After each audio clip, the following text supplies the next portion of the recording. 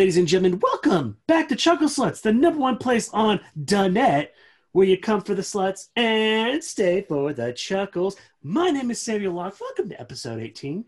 I'm Shannon Brunetti. Hey there. I am Zach Clapperidge. I just want to say your hair looks outstanding today, my dude. I took a shower and then I just did this until it stood straight up. So it's kind of nice. I used to play a druid character in one of my old campaigns named Wicket, and Katie calls this my Wicket hair. And this is when it's either too early or I'm too tired or I don't care. I see. This is the appreciation podcast is what this is. It's got some weird science vibes to it, you know? Ooh, I'm going to have a heavy science vibe here in a minute. I'm about to break the matrix. Anyway, we're going to start off like we do nearly every episode with the World Doe. And let's go ahead and I guess I'll start this one off. So in the news recently, there was a TikToker who he recorded a dude being super creepy to some teenager and was pretty much like, "Hey, let me show you guys how to unfuck that situation."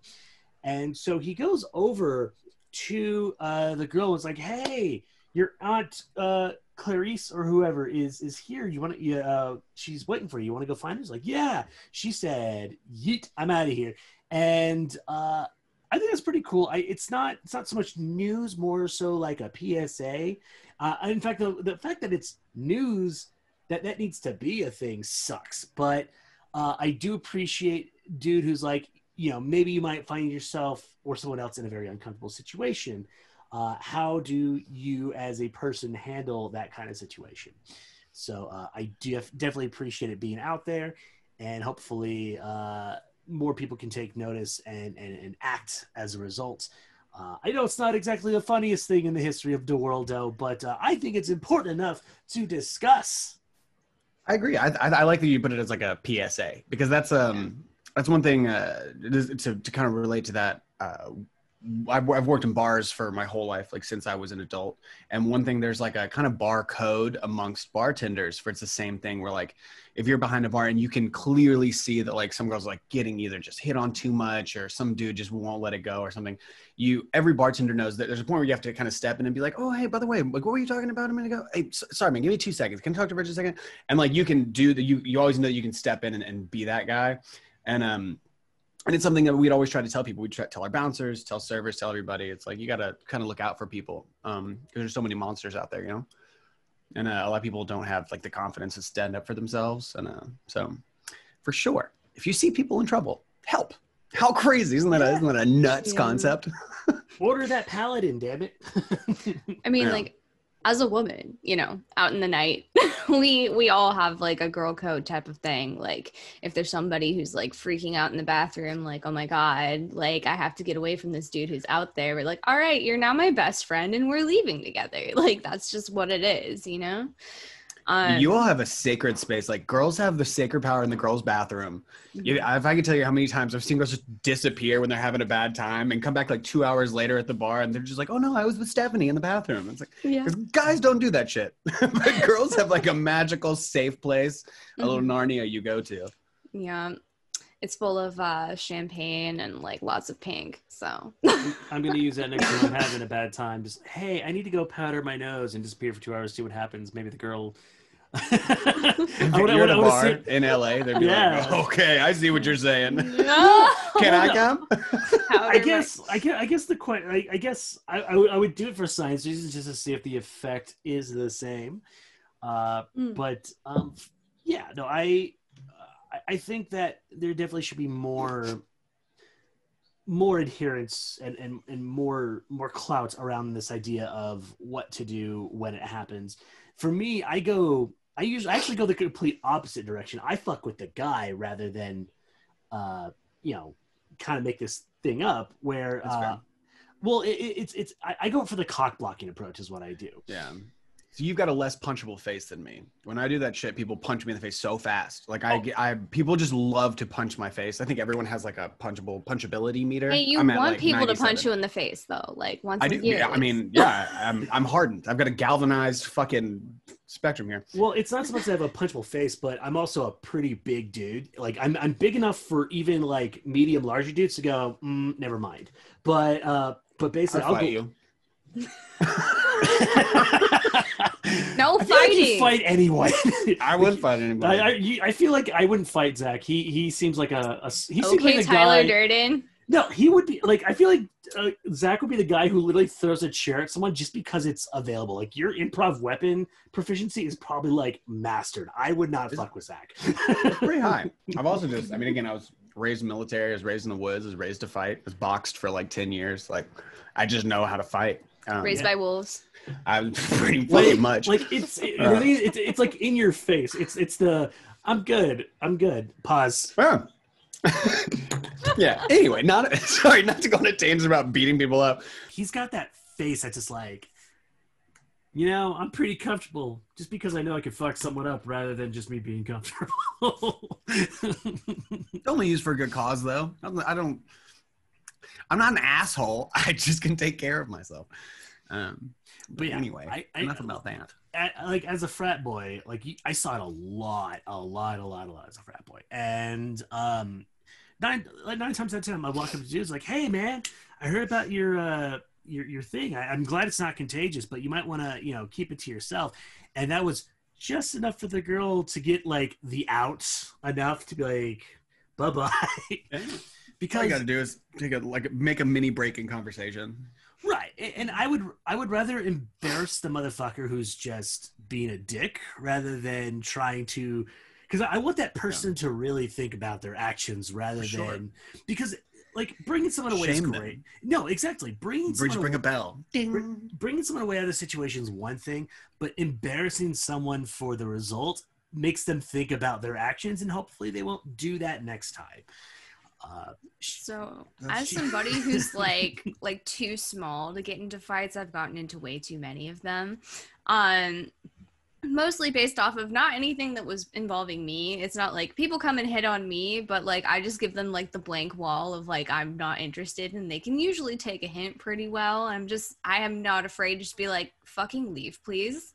But usually when I've gotten like shoved around by people like twice my size, mostly because they like, yeah, but like, like 6 foot tall plus people, because I'm like tiny. It's usually when they've like done something super inappropriate, like titty flipped one of my friends, like really bad stuff. That's still a thing? Jesus. Yeah, so like literally I thought it was like a middle school thing, but it happened in college, and I like got super pissed off at this dude, and then he ended up shoving me in front of my then boyfriend, who was a pacifist who did nothing to defend me. So I was about to duke it out with this guy who was like 6'5", and I'm like, bro, what the fuck? Where's my backup? The fuck? Man, I would have thrown him out the fucking window. He would have gotten fucking thrown him off the wall. I would have thrown his ass off the bluff and watched him tumble all the way the fuck down to Google. I wouldn't care. But yeah, it was like it's just like I get myself into bad situations, which is why it's good I haven't been in this bar life for a while, because I am too small to act a fool like I have, being like, I will defend thy honor, fair maiden. I'm like Sir Didymus from Labyrinth. I'm like that dog that little, it's like, fight me. Like, you remind me of a beautiful. You remind me of another Shannon who I knew way back in the day. She was kind of the same way, where it's like, she was small, but she would fuck your shit. Like we actually got into a bar fight in Busan once, and because Korea is a thing, it's like the beginning of a book. Because Korea is a thing, and my buddy just won like the 8th Army boxing. He's like the 8th Army boxing champion, so we're all going out for a round, and like this dude is just like all over her, and she's like, bro, you need to like go somewhere. And like he got to the point where he started like groping and is like, come on, don't be like. She literally like takes this fucking beer bottle and just wham, just wrecks this dude's entire face and life. And like it started this whole other thing, like this whole other bar fight because there's other Air Force people, and Air Force people are shit anyway. But basically, we're all just throwing down, and she gives no fucks. And it was great. It's and a good time, man. Like I could see you in that situation doing like the same thing, and that makes me think a good time. Yeah, man. I'd pick you in a bar fight. For sure. You're like a little spider monkey. Go after people. The fucking just like, jump off the bar and like pile driver them. Like, Chuck the Slits Fight Club. Anyway, back to the original part of this whole thing. PSA, don't be stupid, assholes. Just be cool, man. Be cool. If the girl says no, leave it at that. If her name is No, if she says no, her number's no, it's no. Anyway, I'm done with that. What do you guys got? The World Doe starts with 2 words, toilet gardens. Toilet gardens, it's like when people take toilets from Home Depot and just like put a bunch of plants in them and uses them as planters. So there is way nicer than what I was thinking. Yeah. I was going in a much opposite direction. So there is a upstate New York man from a tiny town called, oh crap, I forgot what it was. That's a long name. Yes. Anyway, so it's Potsdam or whatever, New York. It's a small little village in upstate New York, and he won a federal court case being able to keep his toilet gardens in his front yard because everyone else was like, why the fuck are there toilets with flowers in them in your front yard? That's so ugly. No. And so he literally took it to federal court because they were so mad at him for having toilet gardens, and he fucking won. He gets to keep his toilet gardens in his front yard. Small victories. Yeah, free country. Fuck them. Here's the thing, though. Like, it reminds me of like the start of postmodernism. You know, Duchamp did the same thing. Is this art? And expensive hobby because yeah, I know. Toilets are expensive, so it's an expensive hobby. Dude must be really bored, but I mean, everybody's got a thing, man. Everyone's got a thing, and some people just need to plant toilets. Maybe he's a dude with a beret and a very long cigarette. Like, this is me putting beauty and art where it don't belong. Or something. It is a surrealist explanation of society. This is art. We put the pretty flowers and the Popeyes and the lazy Susans into the toilets. Exactly. I do not want your money, but this is a $10,000 exhibit. Yeah, I'd also love that anytime like art concept comes up, everyone puts on a cheap, shitty French accent and immediately is the same person. Like, I think in all of our minds, we become the exact same person. My name is Claude from the Louvre. Well, no, you're either one of two people. You're the fancy French guy, or you're like the tortured artist who doesn't give a fuck. Where it's like, here's a jar of piss, represents my life. That's $5,000. Staring at it's 10. What? This is just me. I'm part of the exhibit. What I want to bring back? Remember back in the day when rich people just adopted artists because they liked their stuff and they just put them up in like fancy houses? Yeah. And I'm like, where system. The fuck's my patron, man? It's turned into the daddy system, and that's way different.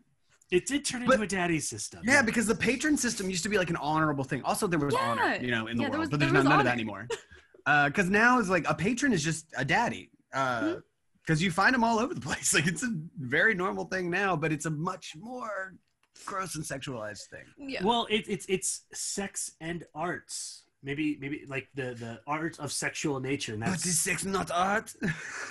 I mean, that's not to say sex can't be art. Sex has been art for hundreds and hundreds of years. It's more like capitalism got into it. Corporations took over the daddy industry. That's what happened. Incorporate daddies. Incorporate daddies, baby. Daddy Inc. I'm gonna make this. We gotta make shirts now. Daddy Inc. I mean, daddyinc.com. That's the new place for all artistic sugar babies looking for artistic sugar babies. Like, dare to gander, there might already be a daddyinc.com, and it might be way different than what you think it is. Might be a tattoo artist. It could be. I feel like if we daddyinc.com, INC, like, we're just giving free advertising to some random ass website. For sure. We should just make that website. If it's not a thing, we should totally startup. make it. Startup Chuckle Slits Daddy Inc. New place for sugar babies. That is a good time. Well, that's wonderful. Toilet gardens, yes. Yeah, I was about to say, I can't remember how we got to daddies from toilets. I missed that. It was the art patrons. Oh, there we go. That's what it was. I was going to say, we lost the original story for a second. And we turned all to roads so much go better. back to sugar daddies. All roads go to sugar daddies in this economy. That's what it is. I mean, isn't that what CEOs are anyway? They're just sugar daddies for exploitational work. Kind of. True. Yeah, that makes sense. We are all sugar babies at heart. Hey, Zach, what do you got in the world now? All right. So this is might seem a little complicated. I'm gonna try to do this as simply as possible. Mine is about quantum physics. If anyone is familiar with quantum physics, there's a very famous experiment called the double slit experiment, which often is people's like first kind of foray into quantum physics. Also, I'm so sorry. There's construction outside my house, like directly outside my fucking house. So if you hear anything, that's me. So anyway, the double slit experiment, to put it very, very simply, was done a while back, and it would basically proved a bit of like or tried to show a little bit of like this uncertainty principle, this like spooky understanding of the way electrons work, to where if you basically fire electron laser towards a sheet of paper that has two slits in it, and then behind that you have a gold foil paper where it can like chart where all the like beads of electrons are coming through. If you fire it and you don't watch it, the beads react a certain way. But if you observe it, they act a different way. We don't understand why that happens, but what it seems like is that when we observe things, like our intention somehow changes the outcome of an uncertain principle of quantum physics, which is spooky and weird anyway. But we've known this for a long time, that a particle can either act as a singular entity or it can act as like a wave form, which is super weird. Now, something new has happened that is mind-boggling. So they recently updated this experiment, and what they did was they added an extra step. So they shot it once, and it reacted as a particle. It came out, and behind it, so on the gold foil, there would be like two straight lines, as if you were firing like tennis balls through two holes.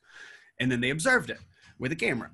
And when they did that, the particles then acted like waves. So there's a bunch of lines on it. Now, if later on, if you didn't actually watch it, you only observed it through technology, it still reacted differently. But then if you go back and you delete the observational footage, like you make it as if it were never changed or were never observed, the experiment will retroactively. That is a word that I usually can say. It's morning time. Retroactively will change, which makes no sense. This makes time not real. First of all, we live in the Matrix. I don't fucking get it. Like the implications of this are insane. Like literally, you change something. You simply change like a concept. Like you know what? Maybe I didn't look at it, and you make it so it could never have been observed. Then it just changes. Like reality reshapes, which is fucking insane. So let me get this straight. Because it was recorded on technology, mm-hmm.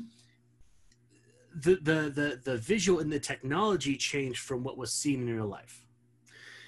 Yes. So I mean, basically, so like if you have like a foil sheet where you can see where the electrons hit on the back, and you put that in a safe, and it was observed, so it would show like a wave format. It would show a bunch of lines on it as if waves had come through.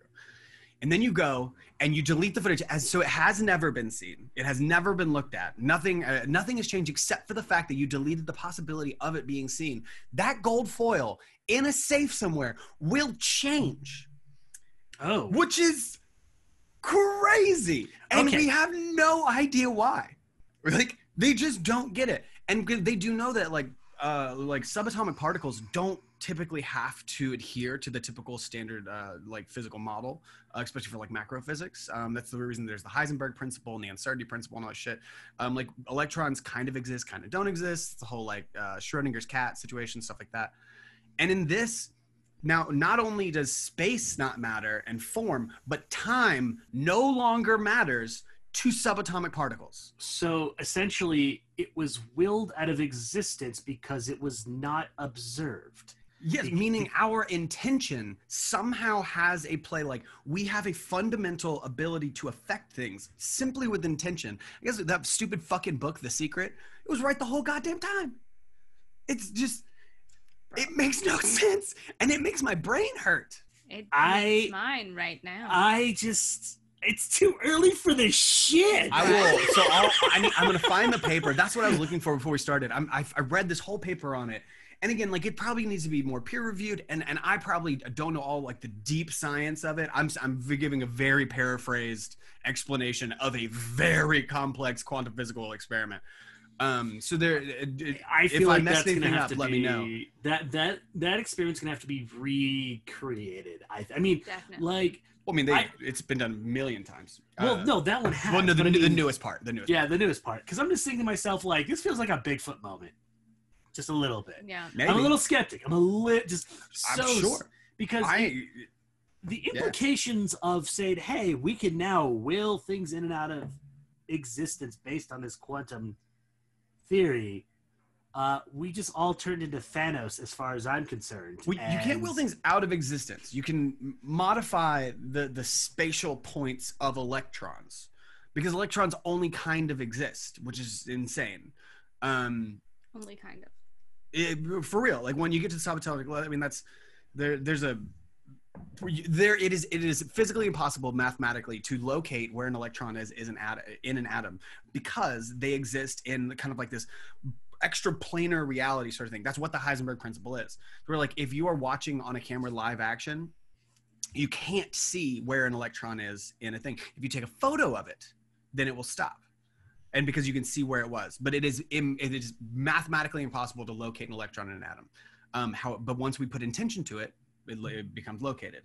That doesn't seem to make any sense, but that's just the way quantum physics works. That's also the quantum entanglement. Like, the fact that I can tickle a fucking hydrogen atom here and an electron connected to it on the moon will giggle, like, instantly, without any need for space or time. It's crazy. The only thing I could think of, let's assume that this actually happened. It's not a Bigfoot thing. The only thing I could really assume that makes me a tiny bit skeptical is maybe that there was enough electromagnetic force between, like, the camera and the thing where they kind of mirror each other as a result. But even then, that seems a little far-fetched. Like, interference is definitely probably the one thing I would say that maybe skewed those results. So I'm hoping that in the future, they redo this experiment and find out if they can essentially double do the thing. Yeah.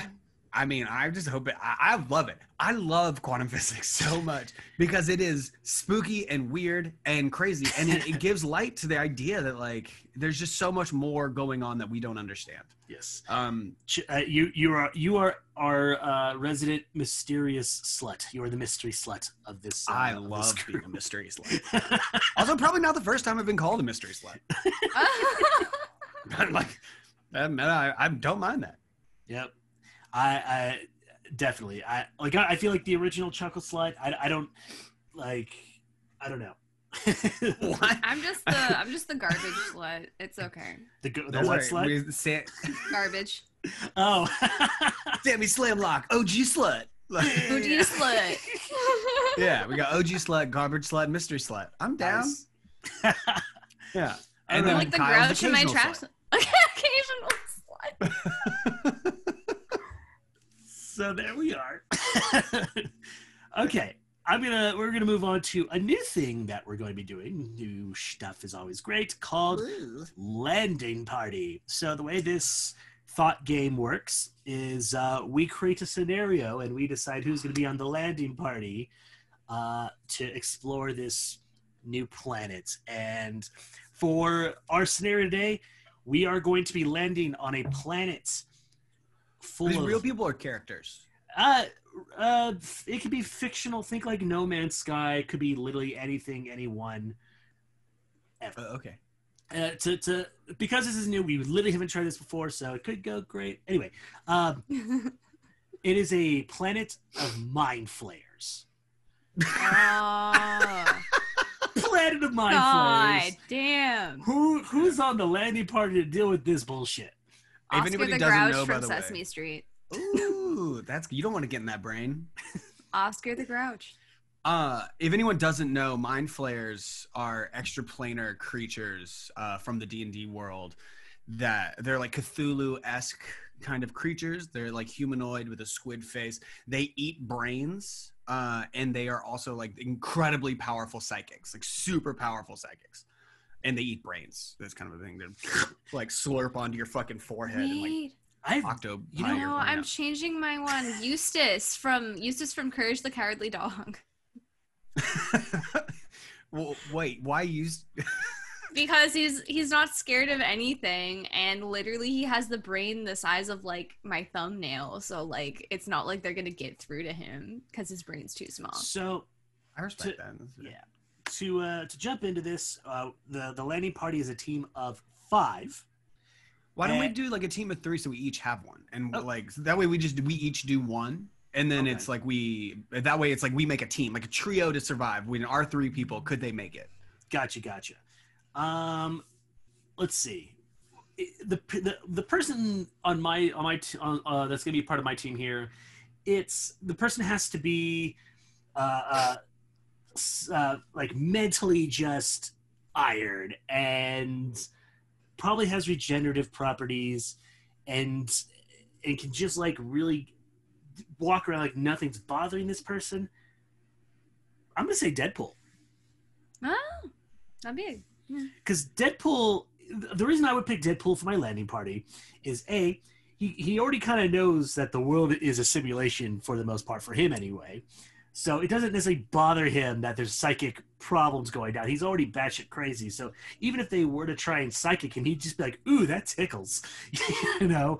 And he's got so much plot armor on him. Like even if they were to suck his brain out, it would just regenerate anyway. And this has been shown multiple times in multiple comic books where he could have like a cell left and he would still just regenerate out of nowhere. And he would probably just make friends with them anyway, or even worse, he would probably find a way to use his psychic ability against them to make them all a bunch of party monsters. So, yeah, I'm going to go with Deadpool as part of the landing party. I like that. I think Deadpool's always kind of a hack. He's one of those characters that, like, in any situation, I'd want him there, even if it's just like drinking beers on Friday. Sure, but I'd say he has purpose. I mean, not in a bad way. He's just yeah. He is a good choice specifically for this one. Who you got, Shannon? You're going to use this? I mean, that was just mostly the Mimi choice. I'm still going to go with another Mimi choice, but if we're talking about people who don't care about whether they get hurt or not and can be used as cannon fodder, the Black Knight from Monty Python and the Holy Grail. Oh, that's good. Also wearing a helmet. Yeah. Hard to eat a brain through a helmet. This is true. And I mean, they'll have to cut off his arms and stuff, but it's only a flesh wound, so like it doesn't matter for him. It's only a flesh wound. I like that. This is why I'm the garbage slut here. I am taking your game and fucking it up. Shitting all over. I'm gonna go way different. I'm gonna pick Patrick from SpongeBob. Oh my god, yeah. For several reasons. One, starfish don't really have brains. They have like a complex nervous system that goes around their whole body. Also, he's super dumb, wouldn't care, not be afraid. Also not afraid of aquatic looking creatures. So I think he'd kick it. And since starfish regrow. So even if he loses like one top, regrow it, man. You're good. And he'd be good on an island. He's easy to deal with.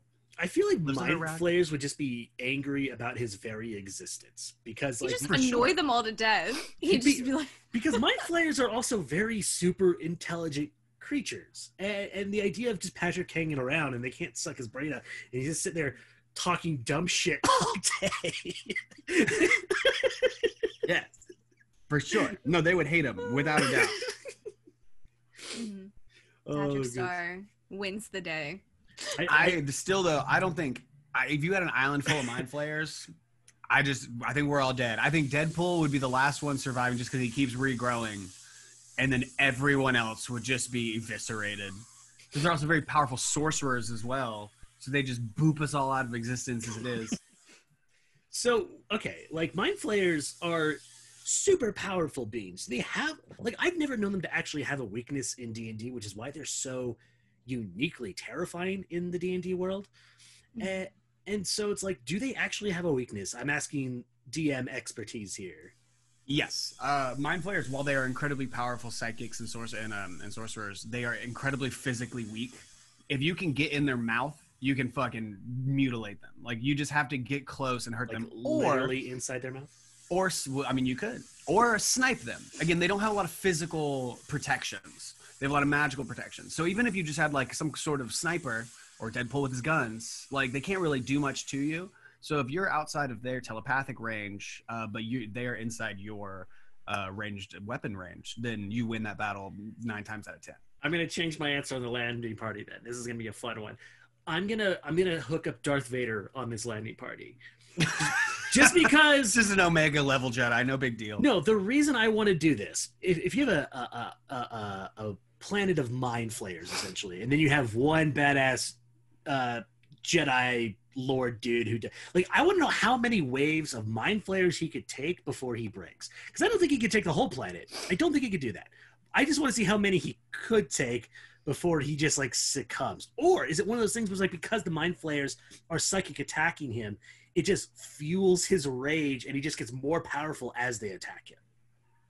Maybe. I think in like Jedi lore, Jedi and Sith always have sort of like a mental guard up to protect themselves from other Force users. So I think it is brilliant, because I think he would always have some sort of mental protections.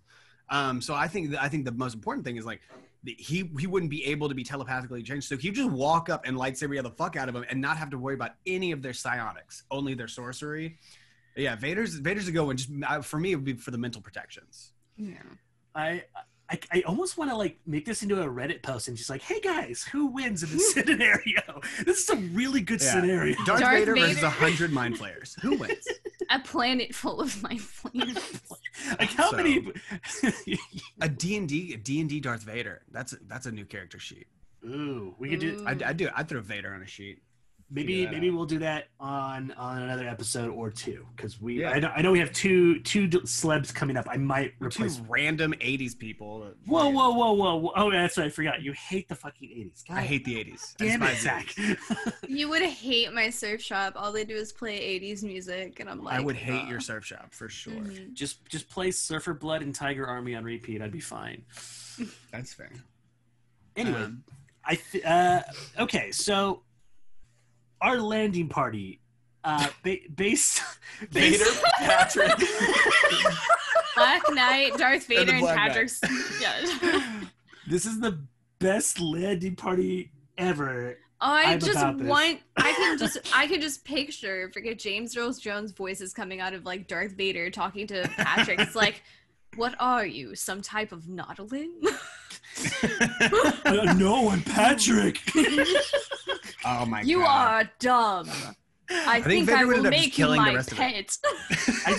I just imagine him like using Patrick Star and just yeeting him across, basically, and using him as like a big giant throwing starfish. Yeah, he's a throwing starfish for Darth Vader. How are you still alive? And because he's got cartoon physics, he'll never die. He'll just be like hurt and confused. And I mean, in canon, Patrick's also super strong though. Like he's a big old beefy cake, and because he's picking up all kinds of crazy shit. Sometimes he like hulks out and gets so.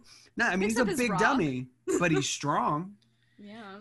He might be the size of my hand though. I don't really know the size difference. This is an unusually OP landing party. I just want to throw that out there.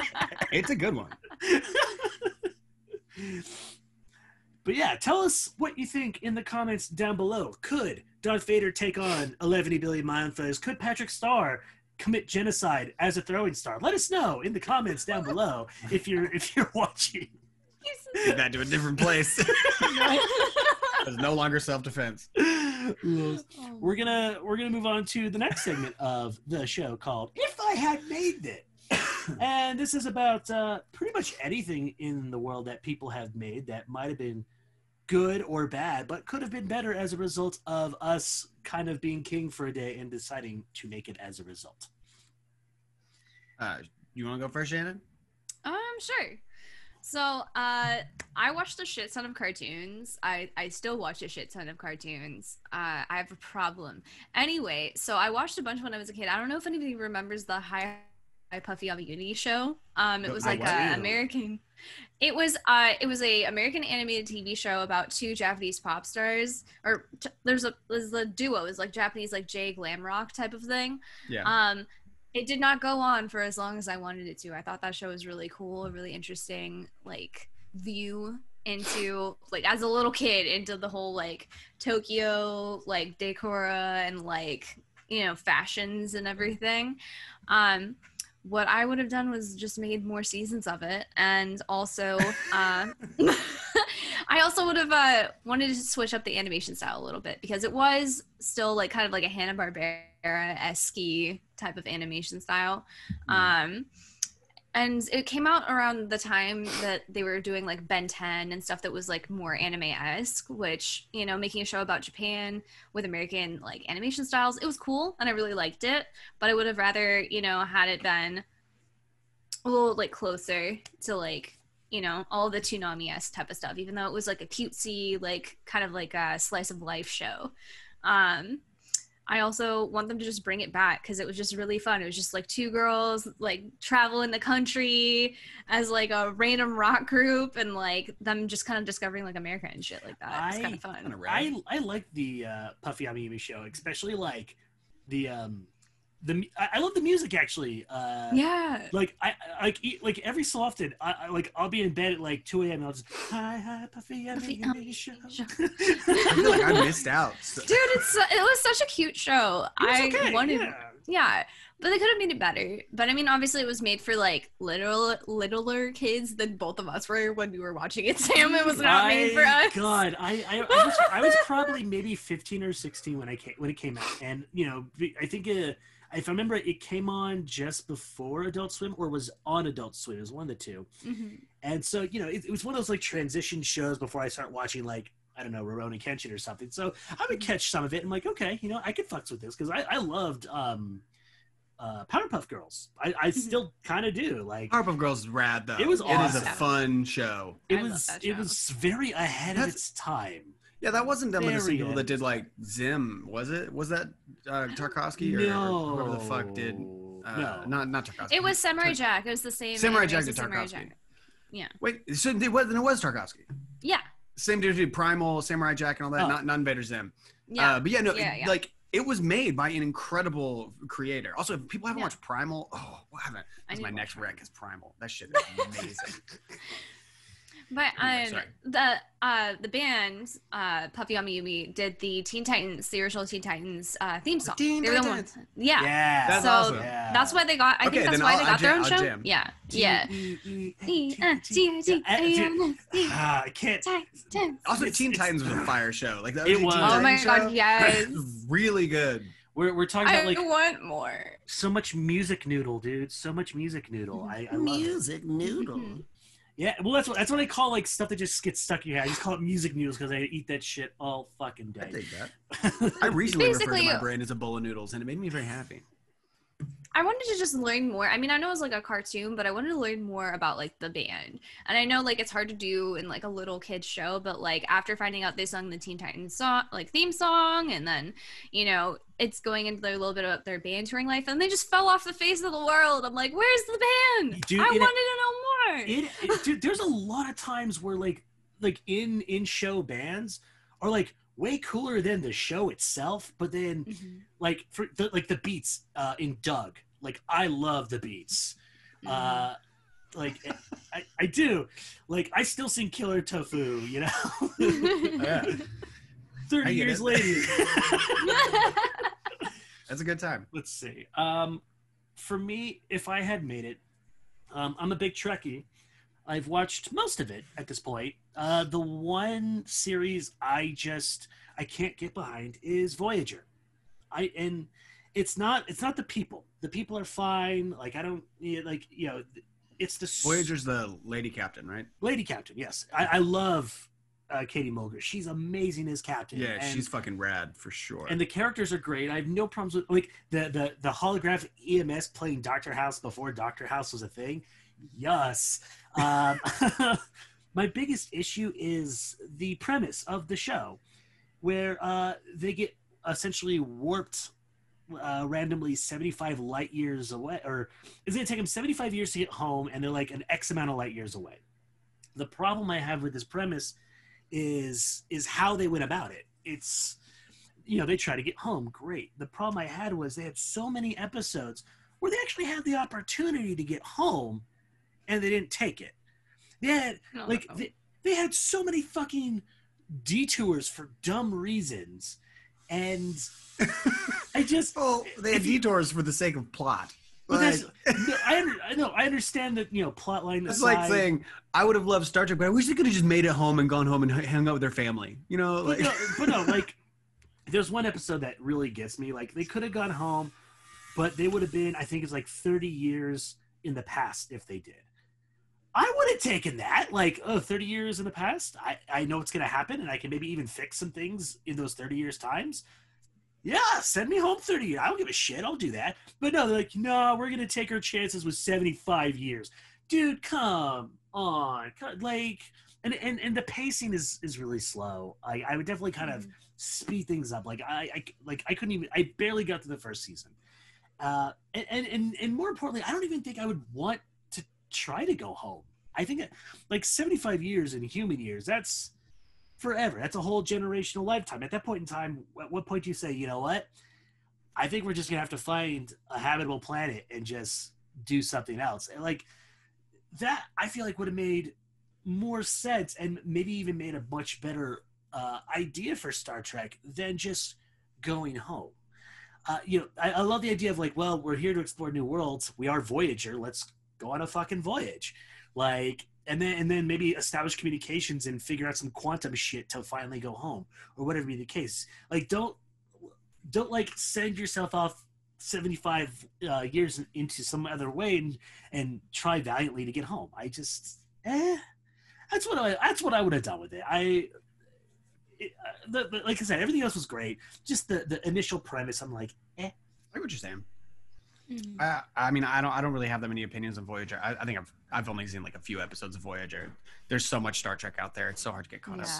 It took me, and now there's like 2 new shows as well, like 2 modern Star Treks. I want to see Lower Deck so bad. It looks so fucking funny. Oh yeah, no, I have it on my watch list now.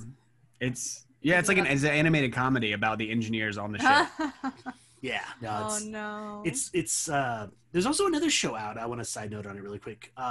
Called Resident Alien. I love Resident Alien. It was funny. It's Alan Tudyk coming back. It's Alan Tudyk coming back in sci-fi where he belongs, and he's an alien. He's ET. I've only seen the trailers, but he's ET. He can't get home, so he's just playing a doctor on Earth. And he sort of gets like conned into being. It's an alien who they crash landed on Earth, is stuck here. And he kind of gets in a precarious situation where he does pretend to be a human, but the first person he pretends to be is a doctor in a small town. And then like once the people start thinking he's the doctor, then they treat him like the doctor because it's a tiny little town, but he doesn't know anything about humans and he hates humans. He's having to like try to fix people, but he's not charming. Like he plays a mean alien and it is so funny. They did it really well. I thought it was really charming. It's like more intense and kind of like it's got like a horror element to it, which I didn't expect. It's really good. It's a lot of fun. So what you're trying to tell me is Sci-Fi is going to cancel it in 2 seasons? 100%. Yeah, it's on Sci-Fi, so it's not going to do well. But it'll be great, and everyone will laud it and hate them for getting rid of it. And what's your if I had made it? Okay, so this is just fresh on the old noodle. Dating Katie, I watch a lot of like CWE kind of like silly shows, like any show that's involving like fairies, magic, things like that. I have to watch all these shows. Are you talking about the Winx Club one? I'm talking about Winx. That's exactly what I'm talking about. So it just came out on Netflix. It's based off an old cartoon about fairies. I love that cartoon. In the cartoon, I had to like look it up to see what it was about, and people loved the old cartoon. Like it was a good show. I did. Yes, it was amazing. So this fucking thing It stresses me out because usually like these shows are all the same. Like there's probably like 30 shows that have kind of the same premise. Is like young girl or young boy finds out like they have a magic or they're an alien or they're a monster, whatever they are, and then go to like alien or monster or fairy high school. And when they get there, they're the Mary Sue. They find out they're more powerful than everyone else, and they have to save the day. It's the same premise for a million different shows. In this show though, like what makes me angry is it seems like it was gonna do well. Like the acting wasn't too bad. The characters weren't terribly awful. It was better than your average kind of like campy teen show. But this motherfucker crammed like 18 episodes worth of content in 6 episodes. It is a white knuckle fucking experience, and it makes the show just dramatically worse. And I would have taken the time to flesh this motherfucker out.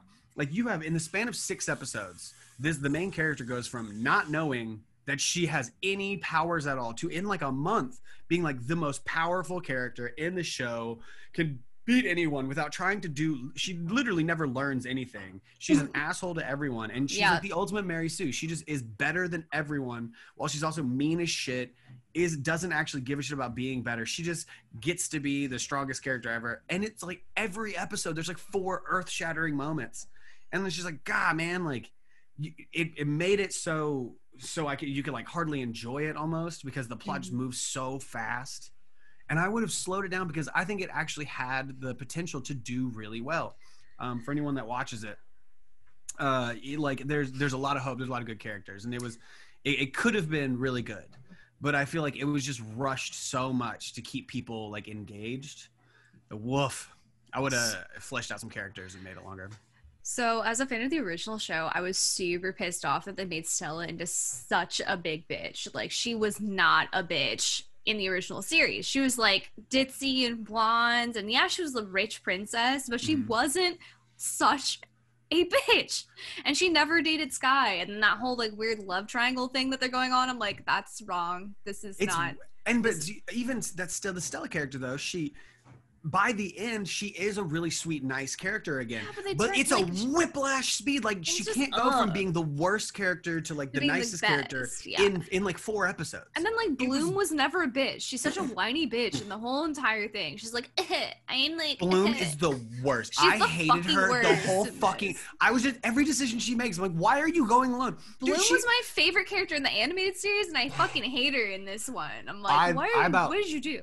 Turned this bowl of noodles into a bowl of salsa where I was a rage monster when she's like, I'm mad, I want to go test out my firepower. Where should I go test my uncontrollable firepower? Maybe in the middle of a forest. That's the best place to test your fucking uncontrollable flames, you dumbass idiot. And she's such a bitch to Aisha the whole time. I'm like, this girl is legitimately trying to help you, and she literally did the mature thing and was like, hey, I need some space from all of your drama, and she treated her like shit, being like, I literally can't help you right now because I'm going through my own shit. She's like, fuck you for not helping me. Like, fuck you, Bloom. Most of that, Bloom. But Aisha was a rat. She fucking narked, so she's dead to me. Stitches get snitches. I stopped after episode 3, so I have no idea. Like, I didn't finish that shit. Oh, she's a rat ass bitch. Fuck that. Oh no! I don't mean to cut off this extremely lively conversation. But we got to move on to our next segment, which is The Hills We Die On. Wait, I thought this was Donkey Show. Oh, right. Donkey Show. We are doing Donkey Show. I forgot. Yeah. Get off my fucking hill, bro. Yeah. So, okay, we have a another new segment for you guys called Donkey Show.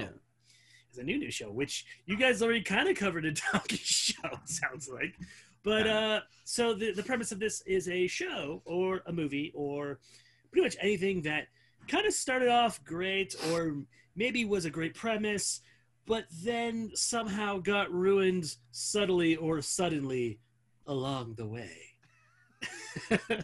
Can we not do like tropes? I thought it was under and we can also do tropes as well. We're working. Because I thought it was just like I was under the impression it's just like sort of tropes or like things about shows that make you angry, like because I can do either. I could do one for each, but because I had a trope that makes me super mad and shows. No, we can do both. We can do both. Okay, I think it works. Cool. So I want to start. So I remember when we were talking about Donkey Show that we used Game of Thrones as an example for like things that were great, and then just no one speaks of it ever again. So It I have is something out that, of the American lexicon. It's great. yes. So Avatar: The Last Airbender TV show, people still talk about the movie that no longer exists that came out of it. They The should M. not be Night named. Shyamalan Ding Dong movie, M. Night Shyamalan atrocity. I went to go see that in theaters because I loved the show so much as a kid. And Wait, what are you talking about? yeah, right? What movie? I mean, did you Airbender? say the name? Oh, The the Last new Airbender, the movie, No. the real movie. Oh, God. Yeah, the M. Night Shyamalan one. It was just called The Last Airbender. It came Yeah, out yeah, like the live circa action one. 2008 or something, 2007, where he just made everybody white except for the bad guys, which is I wasted good anime expo time on that movie. I was offended. I went to go see it with my mom and my brother, and we all walked out of the movie. My mom didn't know anything about the show. She thought the show was stupid. My brother and I watched that show religiously. But yeah, we're just like, first of all, we're just doing it because we're like, maybe it'll be better. We were dumb kids. We were literally children. Like we didn't know. We're just asking our mom to go to the movies like on a matinee on a Saturday. And I'm just like, first of all, why is this dude from Twilight in this movie? Second of all, why does he not blink? Sokka's supposed to be funny. What's going on? That movie was so bad that literally the entire fandom just calls it that movie, or like, what was it? Huh? Like that never happened. It was so bad. It was so bad. And you always forget the freaking Dev Patel was in that movie because like, why would he do that to his career? Like Yeah, it was a goddamn nightmare. It was such a letdown. Because Airbender is like a game changing experience. I recently had Katie. It was her first time going through Avatar, and now she's in. Now she like fully in. There was not a bad episode in that show. There was no. It's so funny, and yeah, Sokka is the funniest fucking character. He's so good. Oh, I love that show. But yeah, my biggest complaint of the movie that doesn't exist was, well, actually I have two. So in the original series, they're like, firebenders generate fire from their hands because they can't control it because fire is uncontrollable, and that's why they think that they're superior because they can generate it and also hurt people with it. In the movie, they could fucking manipulate fire, which like takes away everything the show like talked about. And then that whole episode where they were stuck on an oil rig out in the middle of the ocean because they were earthbenders and they couldn't bend metal yet. They're just like, we've trapped earthbenders on Earth, and they're so scared. And I'm just sitting there going like, all right, that's when I up and left. I'm like, all right, I'm done. Yeah. Like, nope. This is fake news. I'm sorry. I'm pretty sure that movie ruined his career for like a good 10 years. I mean, there's other movies that also ruined his career, and he still has a career. And it makes me mad that he still has a career because there's so many better filmmakers out there. I mean, he's just making weird shit. He's always made weird shit. It's just he rolls the die on it, and it's a rough time. Because I mean, he's made a bunch of movies, and there's some bangers in there. Well, he's just a weird filmmaker. I think I've talked about it on the show before, where 9 times out of 10 he'll give away the surprise in the middle, and that's, you just have to roll with that. And it's like, okay, now that I know, why am I watching the rest of this fucking movie? I just maybe I think you're a clever film watcher and you're a filmmaker, so like it's easier for you to spot those things. I wouldn't say 9 times out of 10. I would say maybe half the time he gives it away too fast, but usually he gives clues if you know what you're looking for. He did it with The Visit. He did it with Signs. He did it with The Happening. Like, it's water. It's the plants. That's not your whatever. I hope I'm not. I mean, I was surprised by Signs when it was the whole water thing. Like I don't know. Maybe you. I think you get it. The thing is, I wasn't even. Because I like Signs. I think Signs is a great movie. I was like maybe 14 years old, I think, when that came out, and when he said, "I got this theory about water. They're not hovering over those." Even as a kid, I know. Oh well, they're gonna go use fucking water. That's why all the water's like everywhere in the house. Like I knew, and it was dumb. Well, I didn't. I liked The Village. The Village was the one where I had no idea they were in like I'm gonna spoil it. Whatever. No, what? Well, if the movie's 20 years old, it's fine. Yeah, so like you didn't know that they were in like a fucking like weird fucking national park enclosure until the very end, because like it was like, you know, red herring thing at the beginning where they said 18 whatever on like the recent like carved like, you know, Tombstone. I'm like, all right, it's the 1800s in a weird fucking forest town or something. I'm not saying that he's always terrible at reveals. I'm saying I will trust him to fuck up a reveal more than I do him pay it fair. off. Well, yeah, true. I respect that. Let's see. Anyway, Airbender sucks. Airbender sucks. That movie doesn't exist. For me, I would say the movie that turned into a complete donkey show for me, and I'm so mad because it was such a good premise. Valerian and the City of 1,000 Planets. I haven't seen that one yet. Oh no! It's here's the thing. That was Cara, Delevingne, and I saw and then the kid from Chronicle, right? It was It was Luc Besson coming back with $100 million movie, the most money made for any independent studio ever. And I actually watched the premiere. Luc Besson was actually doing a thing at the YouTube space, and I got to watch it and question him about it. And then I'm watching it. Beautiful movie. It was very pretty. It was the most beautiful movie I've ever seen. It's very detailed in color, very detailed in the world, and the beginning was one of the coolest beginnings where you saw all these first contacts with humans and aliens in this really dope ass montage, and they just built this world of 1,000 planets, bigger and bigger and bigger, until it was like a Dyson sphere level civilization type of thing, and it was amazing until you saw the main characters. Oh no. The main character, like, you could literally digitally alter it to where you had no main characters and you just followed a camera, and it would have been the best movie ever in terms of sci-fi. That's all I really wanted to see. But these main characters, Cara Delevingne and the other dude, this is Dane Hahn. awful. They were just awful. They had no chemistry whatsoever. They were way too young for the roles.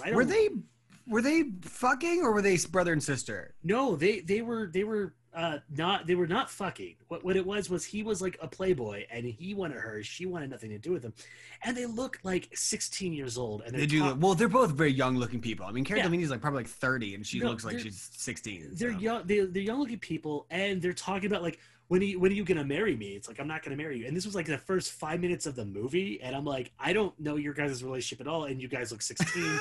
This is and weird. like you're related. I'm uncomfortable. They also look like similar people. Like they definitely have like a similar vibe. And the thing is, Cara Delevingne, I'm gonna go out and say it. I don't care. I'll die on this hill too. Cara Delevingne is not a good actor. She's not a good actor. She's a model. She's like Emma Watson if Emma Watson had no talent. That's how I look at her. She just scares me. She looks like she has a lot of like crazy in her eyes, which makes me want to date her. She looks like she would like hurt me emotionally bad. She's got the Kirsten Stewart problem. Somebody's where she has a masochist. We found the masochist. No emotion. She has no emotion in her anything. She's just, okay, let's go. I'm scared. She does. She has hate in her eyes. She's just dead in the world in that whole movie, and it turned the movie into a shit show so fast. And the thing is, Rihanna was wonderful in this movie. She was wonderful. She was delightful. Rihanna was the shit in that movie. I had forgotten Rihanna was in that. They made her the main character. Then they gave her 10 minutes. I think she plays an alien, and she's the best. Yeah, she plays an alien. She's amazing, and she's like, they tried to do they underutilized the crap out of her. It was almost like an MIB approach, almost. If it was like Fifth Element, and it could have been great. It could have launched an IP that could have like been up there next to Star Wars.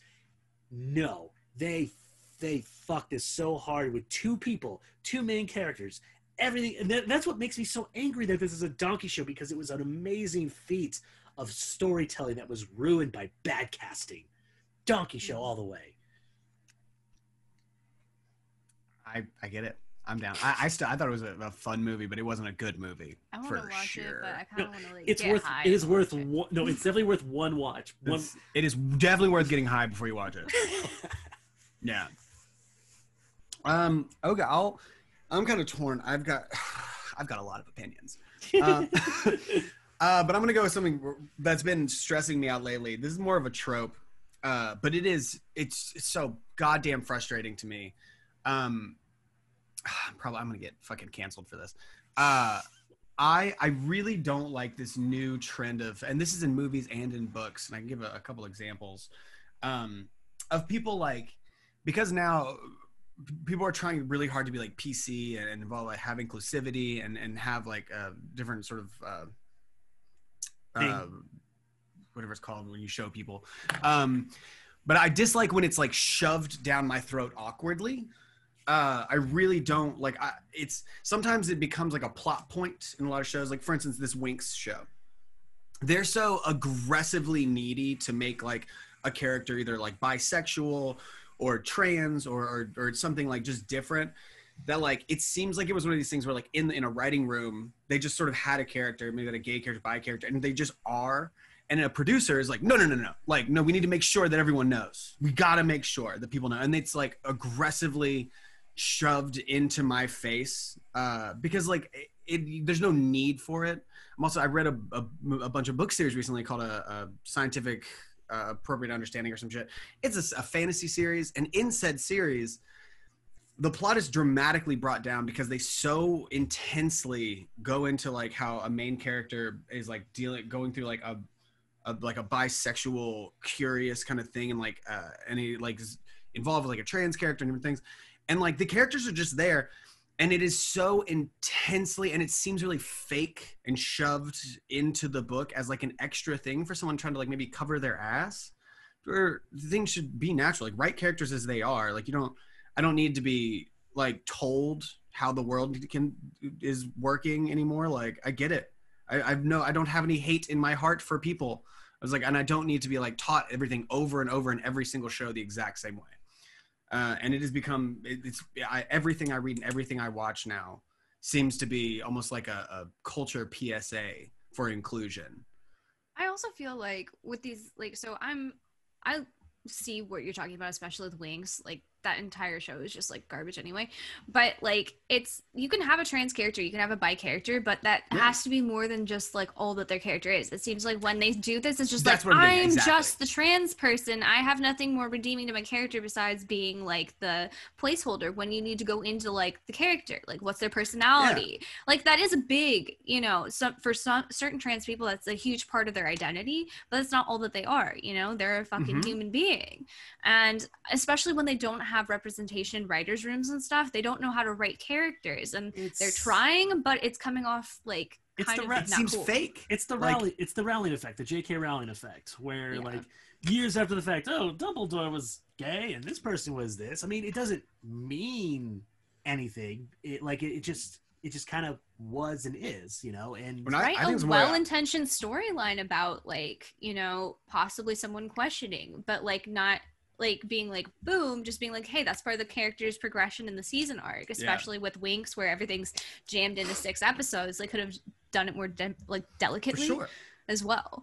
Like to sort of conversely to that, I recently read the Three of Crows, or there's 2 books. It's 2 books, 3 of Crows and 9 of Swords or something like that. And in said book, like people are just sort of ambiguously racial, but there's some gay people, some not, and it's never the point of it. However, like one of the main characters, Jasper, ends up in a like homosexual relationship with a dude as they go on, and it's just this beautiful relationship that just kind of happens. Like it's not their character, it's just 2 of the main characters end up dating, and it is a beautiful relationship, but it's not the point of their characters. It is something that just sort of happens because that shit is around. And it was very well done. Also, those books are fucking incredible, and I would give them to anyone. But then on the other side, like when you get the opposite, where, like you said, that is the main thing, is where if a character is written specifically to be like a culture point rather than like a character, I don't care. Like what was the weird threesome relationship in Winx, like with the black kid and the Bellatrix? It's super weird and seems so there's like a whole plot point. I have to watch this show. Like, if anything, just to keep up with you guys, but I don't know. It has been bugging me a lot because I feel like I can't watch anything nowadays without this like really fake, awkward sort of feeling. Same with Sabrina. It also everything's garbage. Oh god, I used to like it until like that last season. 3 and 4 are it. Complete and utter fucking garbage. They are, and they have a lot of this. Like the trans character in it could be a good character, but they make it so weird. Sort of like I liked that character. I forget his name, but like until like the very end and everything, when it's just like they stopped putting spotlight on his character and just was like, oh, we haven't had enough, you know, like quota for this person's screen time. We're not going to actually have any like story points with this character anymore, except for just like inclusivity. Exactly. And they're just a throwaway character now that we've. Oh, did you forget we have a trans character? Oh, did you forget? Yeah. Well, stop. And it's like, give him some plot points, goddammit. I can't forget. I can't forget. He's there all the time. Yeah. Just give him some actual good story points. Damn. Totally. Anyway, we got to wrap this one up. Shannon, where can we find you in the world? You can find me on Twitch TV, Shanny Bees on Twitch. Eventually I'll start my YouTube that also is Shanny Bees. Also here on Chuckle Sluts. And then Shanny Brunetti on Instagram and Shanny B on Twitter. I post some stupid shit. I want to make a t-shirt line that's like Shanny B and like a line. It's like Shanny be happy, Shanny be fun, Shanny be sad. Actually, that'd be a great swag line for you. I should make that into merch for my Twitch channel, but okay. Yeah. So that's the way you said. For some reason, my brain immediately just made a T-shirt out of your name. Sorry. Zach, where can we find you in the world? Not too many places. You can come visit in Glendale. No, I'm on Instagram at zclap1, zklapp1. I don't really do any other social media, but I'm having a lot of content dropping this summer. There'll be a TV show called Becoming Famous, and a Star Wars short series, Star Wars Bounty Hunters Season Deliver. Both of which I will let everyone know when it comes out. And that's about it. You can find me at Slimy Samuelok on Instagram. You can find me at Samuelok on the TikTokies, where I make funny things sometimes. You can find me at Steam Bunny Productions, where I do funny things less often than I used to on the YouTubes. You can find me at Slimy Samuelok on the Twitters, and you can find me here at the Slut of Chuckles. We'll be looking to launch our Twitch soon. We're already building things as we go along, and hopefully we are looking at a launch date of sometime in March. That's the current goal. And keep watching, keep listening, keep subscribing, keep sharing to your friends. And if you don't like it, share it to your enemies. Why not? Needless to say, thank you for watching, because without you, this is not worth doing. And we will see you next episode. Hey. Ew. Hey.